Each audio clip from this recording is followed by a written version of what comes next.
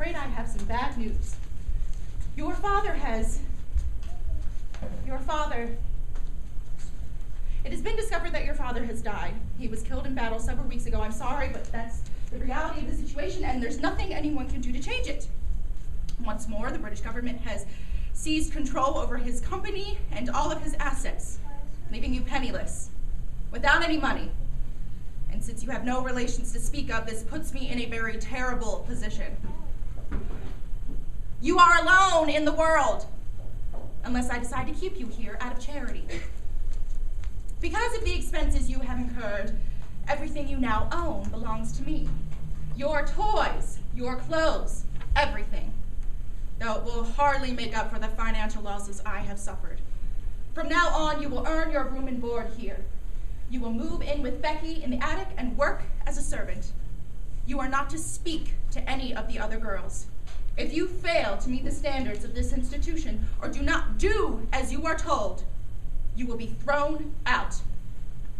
And believe me, Sarah, the streets of this city are not kind to homeless beggars. You will report to Mabel in the kitchen at 5 a.m. and have you arrested for taking this. You're lucky I let you keep that doll.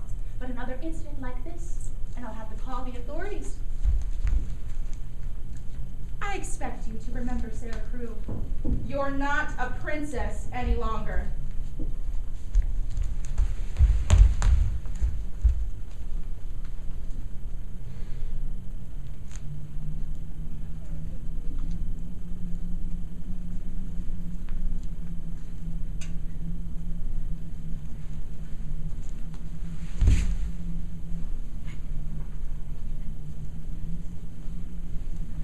I thought you'd be sleeping.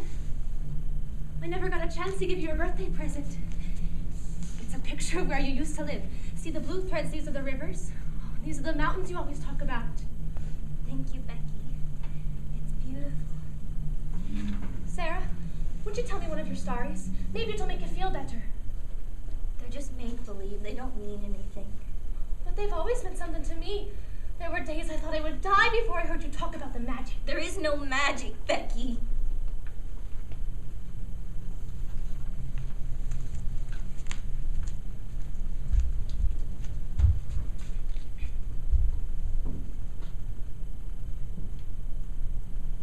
Papa? Can you hear me? Papa? Papa, I'm so scared. Papa, please. Papa! Poor Sarah. Not just poor Sarah. Did you hear about poor Mrs. Randolph? Who's Mrs. Randolph? The woman who lives next door. Why? What's the matter? Her son John is missing in action. Oh, that is sad. Yes, he's nice. I've seen him before. He has a nice face. What if he died like Sarah's father? Oh, hush up, Betsy. They have found John. They brought him home just the other day. Huh. That shows how much you know, Lavinia. The cook said the man that they brought home isn't John at all. It was another man who was in the war with John. He lost all of his memories and all of his eyesight, but they think if he gets his memories back soon, they can tell what happened to John. How frightening. You have such an imagination, Lottie. I won't listen to the stories of little girls any longer. Good, she's gone. Did you find it? Yep. Sarah's locket, wherever did you find it? In Minchin's desk while that snob Lavinia was talking. How wonderful. Let's go present it to her. But the evil Ravana was not through yet. This time he took a bow that held not one, but 3 arrows, each filled with a deadly poison. The arrows sped through the air, headed straight for Rama, and the arrows hit the ground and released their poison. Thick clouds of yellow smoke. And the clouds lifted, and Rama lay dead on the ground. Oh, no. But then a wonderful thing happened. The gazelle lay down next to Rama, giving him his own life. Quick, close your eyes. Why? Just trust me.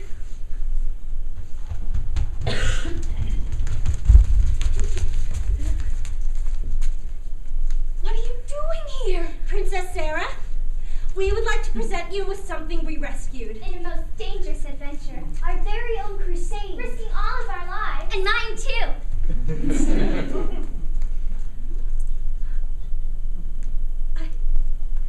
I don't know what to say. You are all the best friends anyone could ask for. Oh, where is it? Where is the locket? What is going It's on? not their fault I asked them to come. I want you girls to get downstairs immediately. I will deal with you later.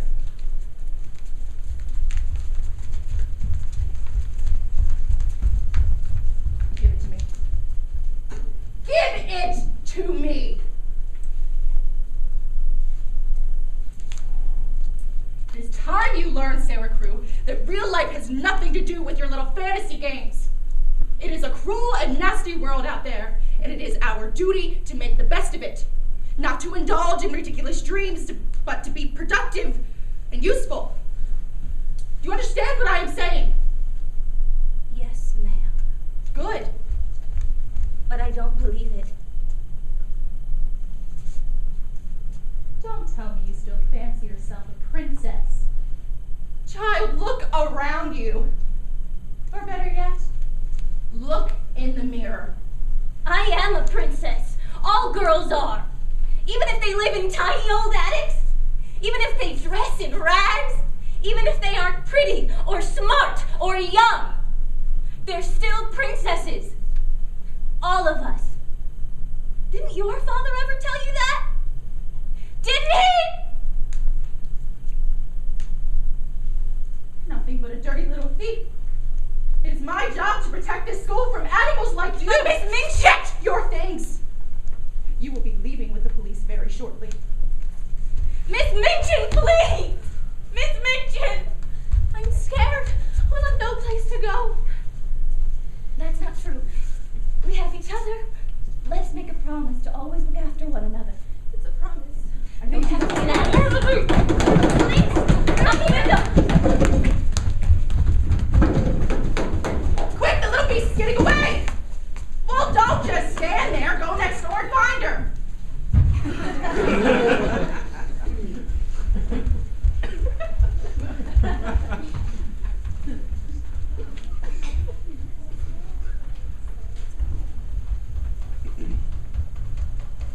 I heard you calling in your sleep last night. Sometimes when I dream, I sense a part of me that's missing. It's a strange feeling, having something your heart can remember, but your mind cannot. Well, who can that be at this time of night? What is the meaning of this? I'm sorry, but there is a child hiding in your house unlawfully. Search the rooms upstairs. Start with the attic. Oh, just a moment. Who do you think you are? Get up. What are you doing?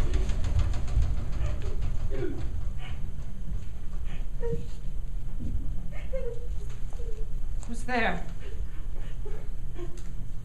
What's wrong? Won't you tell me? I won't harm you. Please tell me. Won't you tell me your name?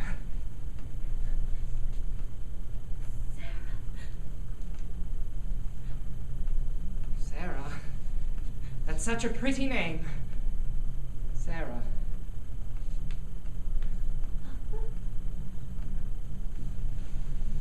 Papa! What did you say? Papa, it's me, it's Sarah! Sarah, Oh God, Papa, you've got to know me! It's Sarah! Remember India, remember Maya, remember the locket with Mama's picture in it! Oh God, Papa, please! You've got to know me! No. Papa, please! Sarah! Papa, please! Do you know this man? Papa,